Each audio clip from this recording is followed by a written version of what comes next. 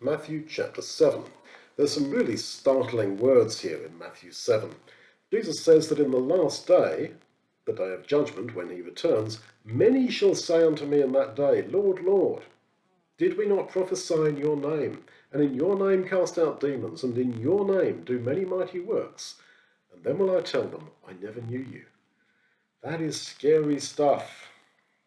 Especially when you consider that the Greek word translated many will say this to him in that day, it can mean the majority. We have no idea how many people will be in God's kingdom, nor do we know what percentage of those who claim loyalty to the name of Jesus will be saved. But we must give the Lord's words here their due weight. Many, perhaps the majority of those who call Jesus Lord and claim to have worked in his name are to be rejected because they never knew Jesus and he therefore never knew them. We need to be aware that the Bible is written in terms of Hebrew thought and idiom. To know someone means, in Hebrew thought, to have a relationship with them. You get the same teaching in the parable of the houses, one built on sand, the other on the rock. What is the rock? It's Jesus.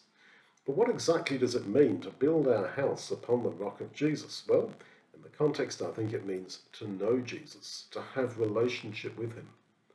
And so I have to ask you, do you know Jesus?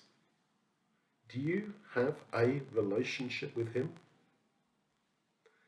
It's quite possible to publicly work in his name, to claim him as Lord, and yet not know him.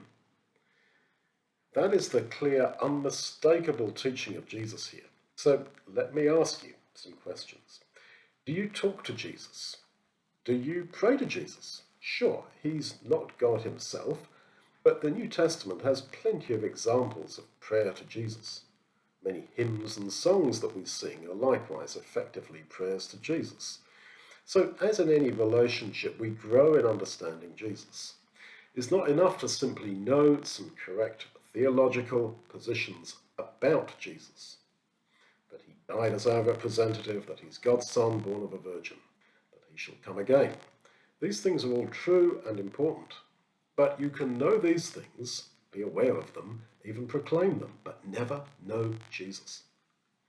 Jesus presents himself as our husband, our friend, our brother, our master, our shepherd. All these figures require us to be in active two-way relationship with him. It's of course difficult to have a relationship with an invisible person. But people live and die these days for the sake of online relationships with a person they never met.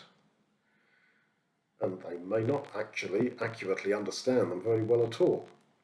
But Jesus is far more than an online virtual relationship. He has promised us his Spirit, the Comforter, which he says will enable us to feel his presence as if he were literally with us. He is real. Yes, Jesus is real.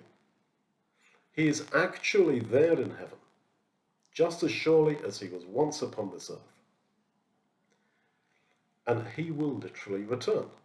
He thirsts for relationship with us, to know us. Ask him into your life. Tell him that you want relationship with him, that you want his Spirit, his presence, and he will make it real. These are prayers that he is surely going to hear.